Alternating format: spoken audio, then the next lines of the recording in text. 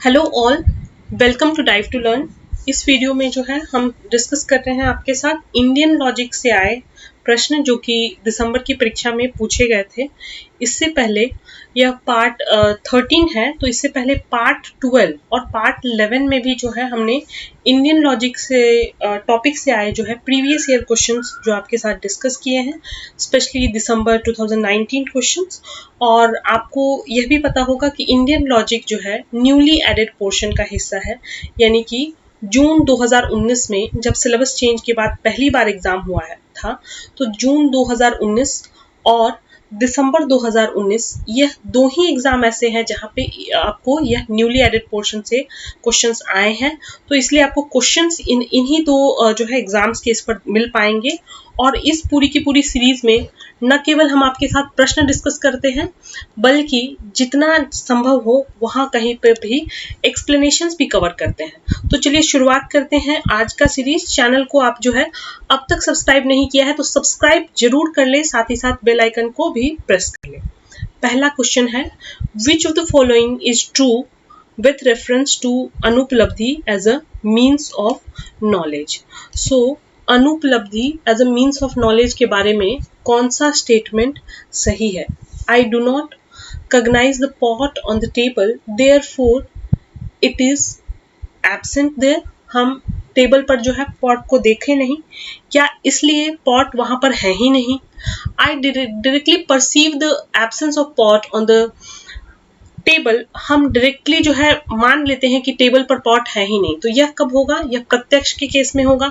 हम किसी चीज को डायरेक्टली परसीव करते हैं, किसी चीज को देखकर हम उसका जो है परसेप्शन लगाते हैं, दैट इज योर परसेप्शन, या फिर प्रत्यक्ष प्रमाण की श्रेणी में आता है अगर ये जो है स्टेटमेंट होता तो। I infer the absence of pot on the table since I do not find it to be there. हम जो है अनुमान लगा रहे हैं कि पॉट जो है टेबल पर नहीं है, क्योंकि हम उसको वहां पर पा नहीं रहे हैं। And I do not know the absence of pot on the table because I know it's not similarity on the basis of other absences. अगर जब हम सिमिलैरिटी की बात कर रहे हैं तो हम किसकी बात कर रहे हैं?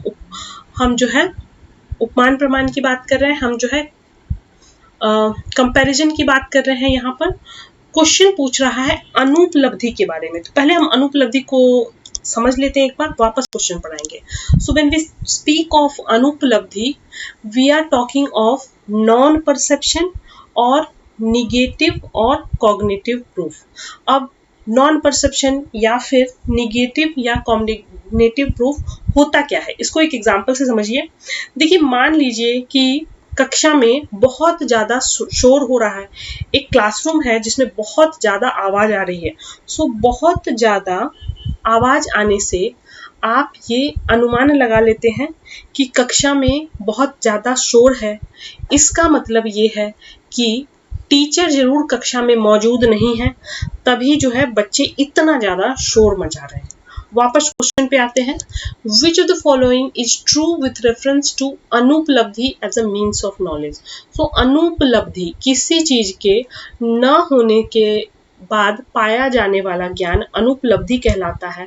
सो when we say I do not cognize pot on the table therefore it is absent there. मैंने पॉट को वहां नहीं देखा, नहीं देखने से हमने ये क्या मान लिया कि पॉट वहां पे नहीं है। So that becomes the right answer for this particular question. बढ़ते हैं अपने नेक्स्ट क्वेश्चन की तरफ। Which of the following is not correct with reference to Anumana according to classical Indian school of logic? लिंग या फिर साध्य होगा, यहाँ पे साधना नहीं है, is the middle term। क्या लिंग या साध्य मिडिल टर्म होता है? पक्ष माइनर टर्म है, साध्य माइनर मेजर टर्म है, या फिर हेतु जो है वह माइनर टर्म है? इसमें से क्वेश्चन क्या पूछा गया है? विच of the following is not correct. देखिए, नॉट वाले क्वेश्चन जो है सटली पूछे जाते हैं और स्टूडेंट्स यहाँ पर बहुत ज्यादा मार खा जाते हैं। सो क्वेश्चन चाहे कितना भी सिंपल हो, आप एक्साइटेड होके जो है इसमें से जो भी ऑप्शन आपको करेक्ट दिखेगा आप उसको मान लेंगे। और ये स्टूडेंट्स बहुत ज़्यादा गलती करते हैं, लेकिन क्वेश्चन पढ़ना जो है आपको ध्यान से पढ़ना है, एक एक question one at a time पढ़ना है। और उसका जो है आप नेक्स्ट क्वेश्चन पे, अगर मान लीजिए एक मैं ट्रिक आपके साथ शेयर करती हूँ, जब आप एग्जाम में क्वेश्चन अटेम्प्ट करते हैं और सडनली आपको जो है कोई क्वेश्चन बहुत ही ज़्यादा टफ दिख जाता है और आप कर नहीं पाते हैं, सो आप उसको स्किप कर दे। सबसे जो है वाइज डिसीजन यही होगा कि क्या हम पढ़ के जाते हैं और क्या क्या हमें स्किप करना चाहिए। So that time you should mark the question for review, और या तो किसी भी ऑप्शन पे टिक करके जो है आप उसको मार्क फॉर रिव्यू कर दें और आगे बढ़ जाए। उसका जो है आपको डिसअपॉइंटमेंट नेक्स्ट क्वेश्चन पे कैरी नहीं करना है, बिकॉज आपको 100 के 100 क्वेश्चन नहीं करने हैं, आपको जो है सबसे ज्यादा क्वेश्चन करने हैं। कोशिश करें कि 100 में से 75 क्वेश्चन आप कर जाएं, so that will be a short 25 right question आप कर जाएं आप अपने समझ से। अगर नहीं आ रहा है तो वहां पर टाइम सेव कीजिए, आगे बढ़ जाइए, वापस उस क्वेश्चन पे आइए। और कोई क्वेश्चन अगर आपको बहुत ज्यादा इजी भी लगता है फिर भी आप उसको 20 सेकंड का टाइम जरूर दें, ताकि अगर आपको बहुत ज्यादा इजी लगता है तो वहां पे ऐसे नॉट वाली गलतियां आप ना करें। सो क्वेश्चन कहता है विच of the following is not correct. अब ये डायग्राम अब तक हमने इस सीरीज में, पूरी सीरीज में कई बार आपके साथ डिस्कस कर ली है। एक बार वापस रिवाइज करते हैं। हम जब धुआं देखते हैं, सो धुआं को देखकर पर्वत पर हम यह अनुमान लगा लेते हैं कि पर्वत पर आग है, यही अनुमान है। स्मोक यानी कि कारण, जिस कारण से आग होता है, जिस कारण से मेजर ऑब्जेक्ट होता है, जिस हेतु से, जिस कारण से मेजर टर्म बनता है, साध्य होता है, वह कारण जो है, हेतु जो है, मिडिल टर्म कहलाता है। पक्ष क्या होता है? पक्ष जिस पर साध्य की सिद्धि होती है, जिस पर मेजर टर्म बैठता है, उसको हम माइनर टर्म कहते हैं, और जो कि मेजर टर्म ही है। Fire, we are talking about fire, we are talking about the fire as an object in the entire sentence. This is a classical example. और अगर यह एग्जाम्पल आपको क्लियर हो तो एग्जाम में अगर इस एग्जाम्पल से रिलेटेड कोई भी क्वेश्चन आता है तो आप आराम से कर पाएंगे। कई बार एग्जाम में इससे क्वेश्चन आए हुए हैं, कई सारे शिफ्ट में। So the right answer to this question, हेतु इज अ माइनर टर्म नहीं। हेतु जो होता है वह क्या होता है? आपका मिडिल टर्म। माइनर टर्म क्या होता है? पक्ष। मेजर टर्म क्या है? साध्य। उम्मीद करती हूँ अब आप इस क्लासिफिकेशन को कहीं कभी नहीं भूलेंगे। अब तक आपको याद नहीं भी हुआ है या याद हुआ भी है तो आप इसको अपना नोट बना के शॉर्ट फॉर्म में, इसी फॉर्म में ले ले, या इसका स्क्रीनशॉट लेके रख सकते हैं। कोशिश यही कीजिए कि ज़्यादा से ज़्यादा स्वयं के शब्दों में इन छोटे छोटे टिपिकल चीज़ों का जो है नोट बनाएं, बिकॉज लास्ट मिनट रिवीजन के लिए सबसे ज़्यादा इम्पॉर्टेंट होती है नोट। और यह पूरी की पूरी सीरीज जो है वो प्रीवियस ईयर क्वेश्चंस, इसमें रीसेंट क्वेश्चंस ज़्यादा पूछे गए हैं। तो एग्जाम से पहले एक बार कोशिश जरूर कीजिएगा कि यह पूरी से पूरी सीरीज रिवाइड कर दे, आपके बहुत ज़्यादा कॉन्सेप्ट इसमें क्लियर हो जाएंगे। बढ़ते हैं अपने नेक्स्ट क्वेश्चन की तरफ। Devdutt is fat and he does not eat during the day. Therefore, Devdutt is eating during the night. The above example in the classical Indian school of logic is a case of. So, this example is from which pramana? Comparison, implication, perception या फिर verbal testimony. So here you see the options are asked in English.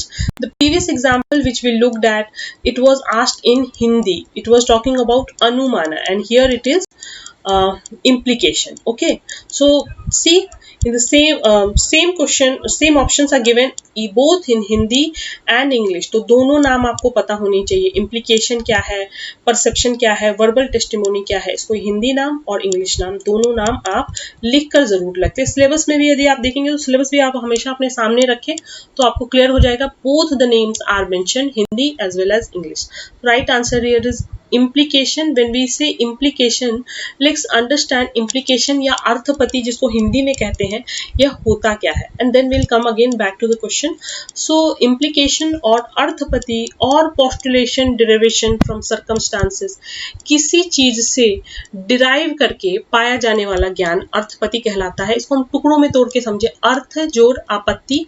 अर्थ की यदि हम बात करते हैं तो अर्थ मतलब धन कहें, सिग्निफिकेंस कहें, इंपॉर्टेंस कहें। सीधे अर्थ लगा लेते हैं। किसी चीज का जब हम अर्थ लगा लेते हैं तो अर्थ का मतलब धन भी होता है और अर्थ का मतलब मीनिंग भी होता है। सो आपत्ति मीन्स सपोजिशन और कल्पना। So arthapati is the supposition of a cause. Cause here is assumed. ये ध्यान रखिएगा, यहाँ पर जो हम ज्ञान पा रहे हैं, देखिए पूरे के पूरे हर प्रमाण का अर्थ यही होता है कि हम, प्रमाण मतलब होता है मीन्स ऑफ नॉलेज, किस हम माध्यम से कोई भी ज्ञान पा रहे हैं। सो अर्थपति की जब हम बात कर रहे हैं तो ये हम किसी चीज को अज्यूम करके पा रहे हैं, यानी कि ऐसा ज्ञान, अर्थपति मतलब ऐसा ज्ञान जो किसी चीज की कल्पना करके पा रहे हैं, अज्यूम करके पा रहे हैं। सो किसी चीज को अज्यूम करके पाया जाने वाला ज्ञान अर्थपति कहलाता है। इसको एक एग्जाम्पल भी और देख लेते हैं, वापस उस एग्जाम्पल को देखेंगे। तो देखिए, एक मान लीजिए एक नाव है, ठीक है, वह चलती है और उसका नॉर्मल रूट जो होता है वो बिल्कुल सीधा सा होता है, यह उसका डेस्टिनेशन है, यहाँ तक उसको पहुंच रहा है। अब क्या हो रहा है, if a person left in a boat on a river earlier and the time is now past the expected time of arrival. मान लीजिए बोट को अपने डेस्टिनेशन तक जाने में 1 घंटे का समय लगता था। अब स्टेटमेंट कहता है, एग्जाम्पल कहता है कि the time is now past the expected time. अब मान लीजिए 2 घंटे हो चुके हैं। देन चूंकि 2 घंटे हो चुके हैं, then the circumstances support the truth postulate that the person may have reached his destination. So जैसे ही डेस्टिनेशन पे पहुंचने का टाइम जो है वह बीत चुका है, 1 घंटे जो है यहाँ पे पहुंचने में नॉर्मल टाइम में लगता है, तो 1 घंटा जो है बीत चुका है, तो आपने क्या अनुमान लगा लिया, आपने क्या अज्यूम कर लिया, अज्यूम करके आपने ये ज्ञान पा लिया कि 1 घंटा हो चुका है, व्यक्ति जो कि बोट से निकला है जरूर ही अपने डेस्टिनेशन पे पहुंच गया होगा। अब ऐसा भी हो सकता है, हम आपने केवल अज्यूम किया है, आपने कंफर्म नहीं किया है। सो मान लीजिए बोट ने यह सीधा सीधा रास्ता न लेकर के जो है बिल्कुल लॉन्गर रूट ले लिया हो, एक प्रोबेबिलिटी है। दूसरी प्रोबेबिलिटी है बोट चली तो थी टाइम से, लेकिन यहाँ पर जो है डूब गई हो, या यहाँ पर किसी तूफान में जाकर फंस गई हो और वापस उसको उल्टा ही जाना पड़े, यह पूरा वाटर बॉडी पार ही नहीं कर पाया हो। सो यही अर्थपति का अर्थ है, जब हम किसी को अज्यूम करके जो है ज्ञान पा ले रहे हैं, 1 घंटा होने के बाद हम यह अज्यूम कर ले रहे हैं कि 1 घंटा हो चुका है, व्यक्ति अपने डेस्टिनेशन पर पहुंच गया होगा।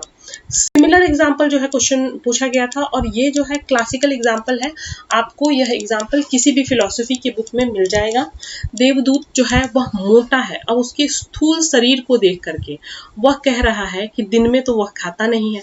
उसके स्थूल शरीर को देख करके हमने यह अज्यूम कर लिया कि इतना मोटा देवदत्त है, दिन में नहीं खाता है, फिर भी इतना मोटा है, मतलब अज्यूम किया क्या कि देवदत्त रात को ही जरूर खाता होगा। सो यही था अर्थपति, यही थे इस वीडियो के क्वेश्चंस। उम्मीद करती हूँ इसमें से आपको काफी कुछ जो है नए कॉन्सेप्ट सीखने को मिले होंगे, काफी कॉन्सेप्ट्स की जो है क्लैरिटी बढ़ गई होगी। सो कपल ऑफ थिंग्स, अगर आपने डाइव टू लर्न की ऐप प्ले स्टोर से डाउनलोड नहीं की है, सो वहां जाकर के इंडियन लॉजिक के 100+ क्वेश्चंस डिस्कस कर सकते हैं। साथ ही साथ ये जो प्रीवियस ईयर हम डिस्कस कर रहे हैं आपके साथ, ये सारे क्वेश्चंस ऐप में अवेलेबल है।